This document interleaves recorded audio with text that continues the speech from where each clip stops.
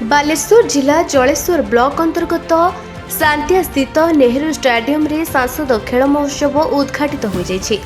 Jaleshwar video Gaurang चरण घोष कार्यक्रम को उद्घाटन करितबा बेले मुख्य अतिथि भाव में सांसद प्रतिनिधि ब्रजमोहन प्रधान जोगदे शिक्षादान सह छात्र छात्री मानक मानसिक एवं शारीरिक विकास खेल अत्यंत अपरिहार्य बोली वक्तव्य प्रदान करथिले। एहा सह क्रीडा क्षेत्र में भारतर परिचय विश्वर सर्वोच्च स्थान में पहुंचाइबार लक्ष्य नहीं ओडिशा सरकार एक अभिनव प्रयास बोली कहिथिले। एही खेल महोत्सव में जलेश्वर ब्लॉक 60टी विद्यालय 450 जन छात्र छात्री जोगदे विभिन्न खेल प्रदर्शन करथिले।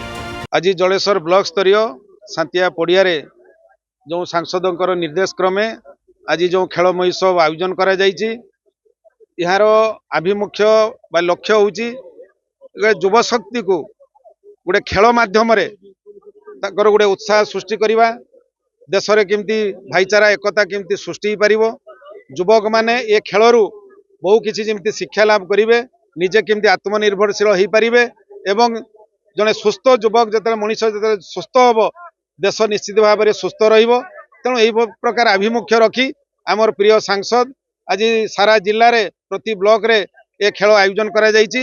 तेणु से आज आम ब्लॉक रे आज एक सांसद खेल महोत्सव आयोजन करा जायछि। आज जो माने खिलाड़ी स्कूल रो जो माने सिलेक्शन आज ब्लॉक स्तर में खेलुंट से निश्चित भाव में जिला स्तर को जीवे राज्य स्तर को जीवे।